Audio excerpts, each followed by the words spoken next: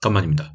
더 시저입니다. 작년 러시아 우크라이나 전쟁, 그리고 인플레이션에 따른 금리 인상, 그리고 이번엔 이스라엘 팔레스타인 전쟁입니다. 모든 악재를 계속 때려맞고 저점에 매수하고 존버를 하고 있는데 악재는 계속 나오는군요. 아무리 악재를 때려맞아도 악재는 끊임없이 나오고 있습니다. 피할 수 없으면 즐겨라 라는 말이 있죠. 이번 이스라엘 팔레스타인 전쟁 악재도 전부 다 때려맞겠습니다. 작년에 그 엄청난 하락장도 이겨내고 존버를 하니 모두 수익권으로 돌아왔지 않습니까? 이번 악재도 겸손하게 처음부터 끝까지 다 때려맞겠습니다. 금일 따끈따끈한 뉴스입니다. 4시 26분에 군용기 이스라엘 팔레스타인 전쟁 군용기 선박급파 각국 이스라엘에서 자국 및 긴급 대피, 이스라엘로 군용기를 급파하여 이스라엘에 있는 자국민을 전부 다 대피시킨다는 뉴스죠.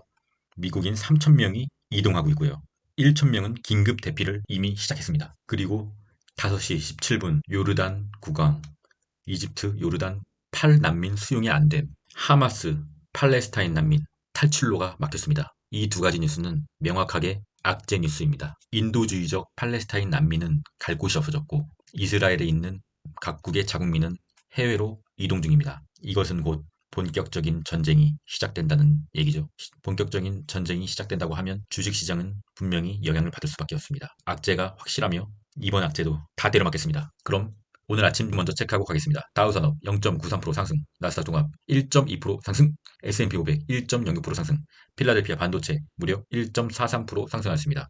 간밤에 상승 이유는 바로 뉴욕 유가, 베네수엘라 수출 제재 완화의 기대에 대한 하락, 뉴욕 유가가 하락해서 주가가 반대로 반등을 한 거죠. 여러분, 우리가 잠시 잊고 있었지만 이 베네수엘라라는 나라는 세계 최대 원유 매장국입니다. 다만 베네수엘라 자체적으로 원유에 대한 시추 능력이 없어요. 이 원유에 대한 시추를 더 많이 하려면은 미국이 도와줘야 됩니다. 쉐보론과 같은 미국 거대 원유 기업이 베네수엘라에다가 설비 등의 자금을 투입해야 됩니다. 베네수엘라 혼자서는 원유를 아무리 많이 갖고 있지만 그 원유를 시추할 능력이 없다는 거죠. 또한 미국이 베네수엘라 수출 제재를 가하고 있었기 때문에 이 두 가지 이유로 사우디나 이란 같은 거대 원유 매장 국가에 대해서 대항을 하지 못한 거죠. 그러나 어쨌든 수출 제재 완화를 공식 발표한 것은 아니에요. 때문에 이 뉴스는 단지 하루짜리 호재에 불과한 거고 며칠 뒤에는 아무도 기억하지 못할 겁니다. 여러분, 이게 하루짜리 반등 뉴스입니다. 지속적으로 주가를 끌어올릴 수 있는 소재가 아니라는 거죠. 뉴스는 이렇게 해석해야 되는 겁니다. 그럼 공포지수 체크하겠습니다. 35. 어제 주가가 반등했기 때문에 35로 소폭 올랐습니다. 푸드앤콜 옵션 체크하겠습니다. 거의 다시 1을 넘으려고 하죠. 0.97. 좋지 않은 신호죠. 지켜보겠습니다. 환율 체크하겠습니다. 이 지지선은 이제 근처도 안 가네요. 완벽하게 지지를 해주고 있는 거죠. 어차피 이렇게 된 거 환율이 볼린저 밴드 끝까지 올랐으면 좋겠습니다. 그래야 공포지수가 더 내려가고 우리가 추매를 할 수 있는 거죠. 솔직히 이번 공포지수 저점에서 수량을 많이 못 모았어요, 저는. 그래서 차라리 이렇게 된 바에는 환율이 피크를 찍어주고 더 많은 물량을 매집할 기회가 왔으면 좋겠습니다. 전 자신 있습니다. WTI 국제유가 체크하겠습니다. 제가 뭐라 그랬죠? 그래프가 상승하려면 무조건 21선 위에 캔들이 위치하여야 이 상황처럼 급등이 나올 수가 있다. 현재는 오히려 21선이 저항으로 작용하고 있는 모양새입니다. 이 21선을 깨고 올라야 국제유가는 더 오를 수가 있는 거죠. 현재는 저항으로 작용하고 있지만 어제와 같이 오늘 밤에 이스라엘 팔레스타인 전쟁이 가속화가 될 경우 급등할 수 있는 소지는 있습니다. 재료가 있기 때문이죠. 그럼 TQQQ 일봉 차트 보겠습니다. 이 TQQQ 차트 일봉과 볼린저 밴드를 3초만 자세히 봐보십시오. 1, 2, 3.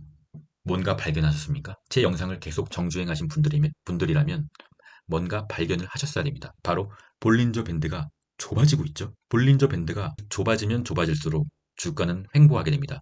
힘을 응축하는 기간이라고 볼 수 있죠. 하지만 볼린저 밴드가 좁아지면 힘을 응축하기 때문에 다시 볼린저 밴드가 넓어지는 순간에 주가의 방향을 결정합니다. 여기죠. 볼린저 밴드가 좁아졌다가 다시 넓어지는 구간의 상승으로 방향을 결정합니다.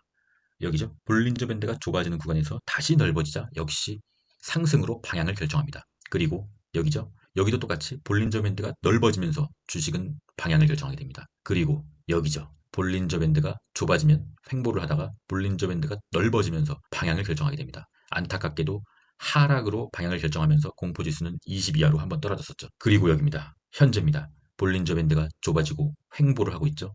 방향을 결정할 시기가 조만간 온다는 겁니다. 이게 위로 갈지 아래로 갈지는 신도 모르고 저도 모릅니다. 하지만 분명한 건 조만간 볼린저 밴드가 좁아짐 끝에 다시 넓어지면서 방향을 결정하게 될 거란 말입니다. 개인적으로는 상승을 하면 당연히 좋고 하락을 하게 되면 추매로 대응할 예정입니다. 어차피 길게 보면 상승 아니겠습니까? 나스닥은 우상향 아니겠습니까? 좀 더 지켜보겠습니다.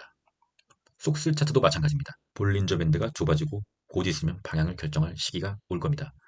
속슬 차트는 지금 상방 저항선을 계속 뚫으려고 노력을 하고 있어요. 근데 힘에 부치는 모습이죠. 계속 뚫으려고 노력을 하는데 힘에 부치면은 썩 좋지 않은 신호입니다. 실망 매물이 계속 나올 수 있기 때문입니다. 하지만 긍정적인 것은 아직 21선 위에 있고 지지를 해주려고 하는 시도를 보이고 있다는 겁니다. 그리고 길게 올해 초부터 이어져온 하방 지지선을 아직 깨지 않았다는 거죠. 그래서 저는 속술도 홀딩하고 있는 겁니다. 주식은 대응입니다. 주식은 예측이 아니라 대응입니다. 저의 대응은 하방 지지선을 깨지 않았기 때문에 홀딩하는 것이고요. 그리고 어제 영상을 보시면은 제가 갑자기 생뚱맞게 비트코인을 언급했죠. 비트코인이 어제 한 이쯤이었어요. 이 어제 긴 윗꼬리 캔들의 중간 정도 됐었죠. 제가 영상을 만들고 있는 시간에 말입니다. 제가 뭐라고 했죠? 21선 위에 캔들이 위치하여만 급등이 나올 수 있다. 어제 영상을 만들 시기에 캔들이 21선 위로 뛰어 올랐을 때였거든요. 저는 비트코인을 계속 모았어요. 계속 모았기 때문에 어제부로 당연히 제가 모으고 있는 비트코인이 양전이 됐죠. 주식은 이렇게 하는 겁니다. 급등할 때 따라잡는 게 아니고 저점을 줄 때 계속 매집을 하는 것이죠. 근데 어제 비트코인은 왜 올랐을까요? 다들 아시다시피 비트코인 SEC의 현물 ETF 승인 5보의 급등 후 추락 5보에 급등하고 다시 추락한 거죠. 다시 차트로 와보겠습니다. 근데 5보에 급등을 하고 큰 윗꼬리를 달면서 추락하긴 했는데 이게 추락입니까? 상승이잖아요, 결국엔. 그저께 대비 상승했지 않습니까? 추락이 아니에요, 여러분. 비트코인을 움직이는 세력은 엄청나게 많습니다. 그 세력들이 이 정도 정보력도 없이 단지 오버에 휩쓸려서 이렇게 휩소를 날렸을까요? 전 아니라고 봅니다. 어쨌든 상승했고 빠른 시일 내에 좋은 뉴스가 나온다면 볼린저 밴드를 찢어버리면서 올릴 수가 있는 자리라고 봅니다. 바로 이 부분이죠. 볼린저 밴드를 찢으면서 며칠간 계속 상승이 나왔습니다. 물론 그 다음부터는 좋지 않은 상황이 벌어졌지만 개인적으로는 조금 아쉽습니다. 다시 좀 내려서 더 물량을 저는 모을 예정이었거든요. 이렇게 되면 제가 더 이상 물량을 모을 수가 없잖아요. 저는 이미 양전을 했고 양전한 순간부터 저는 물량 모으기를 중단하는 스타일이거든요. 이대로 쭉 오르면 당연히 좋지만 다시 내려도 상관없습니다. 또 모으면 되는 것이기 때문입니다. 여러분 매매는 이렇게 하는 겁니다. 급등할 때 추격 매수해서 여기서 손절하고 뭐 이렇게 하면 안 돼요. 저점을 줄 때 분할 매수로 조금씩 조금씩 사모으고 급등하고 날아가면 매도를 해야 됩니다. 이렇게 하는 겁니다. 이제 좀 아시겠죠? 지금 이 자리에서 매수를 하는 것은 아니라고 봅니다. 여기서 다시 올라갈지 내릴지 모르기 때문이죠. 그리고 중요한 건 볼린저 밴드 상단이잖아요. 볼린저 밴드 상단에서는 아무리 전망이 좋더라도 매수를 하지 않는 것을 추천드려요. 이 볼린저 밴드 상단이 단기적인 고점일 수 있기 때문입니다. 그럼 다시 미국 주식으로 넘어와서 이제 어떻게 하냐고요? 어떻게 하긴 뭘 어떡합니까? 저번 공포지수 20부근에서 공포 매수했던 물량을 계속 홀딩합니다. 본전이 되더라도 홀딩합니다.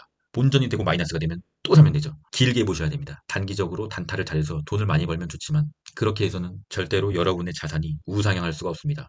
굉장히 등락이 심하겠죠. 우리는 자산을 우상향시켜야 됩니다. 그렇게 하기 위한 지구상의 유일한 딱 한 가지 방법. 공포의 매수, 환희의 매도. 여러분, 이거밖에 없습니다. 제가 유튜브를 시작하면서 업로드했던 첫 영상부터 지금까지 저는 딱 한 가지만 말하고 있어요. 공포의 매수, 환희의 매도. 여러분, 이거밖에 없다니까요. 잠시 전하는 말씀 듣고 가겠습니다. 유안타 증권에서 신규 기존 고객 이벤트를 진행 중입니다. 중복 참여 가능하고요. 평생 매월 참여 가능합니다. 이벤트 신청 후 50만원 이상 거래 시 스타벅스 기프티콘을 지급한다고 합니다. 예를 들어 25만원 상당의 주식을 매수 매도 시 50만원이 채워지는 거죠. 그러면 스타벅스 기프티콘을 지급한다고 합니다. 이벤트를 자세히 보러 가기를 원하시는 분은 myasset.shop으로 들어가시면 되고요. 기프티콘은 이벤트 신청일 기준 이걸 첫째 주에 지급 예정이라고 합니다. 이벤트 기간 종료일자까지 재참여 가능하고요. 이벤트 신청 페이지에 들어가면은 이벤트를 신청하고 성함, 연락처를 입력하고 방문 경로에 더 시저 유튜브로 입력해 주시고 신청하기를 누르시면 됩니다. 스타벅스 기프티콘을 원하시는 분은 관련 링크를 더보기와 고정 댓글에 달아드리겠으니 많은 참여 부탁드립니다. 어차피 주식은 해야 되는데 스타벅스 커피 한잔 하시면서 주식하면 더 좋잖아요. 마지막은 주식 명언으로 마무리하겠습니다. 주식시장이 하락하는 것은 1월에 눈보라가 치는 것만큼이나 일상적인 일이다. 대비만 돼 있다면 주가 하락이 당신에게 타격을 줄 수는 없다. 피터 린치. 우리의 대비는 뭐죠? 공포의 매수. 그리고 두 번째, 분할 매수, 이 대비와 계획만 세워 있다면 주가 하락이 당신에게 그 어떠한 타격도 줄 수는 없습니다. 그럼 끝까지 가겠습니다. 이상입니다.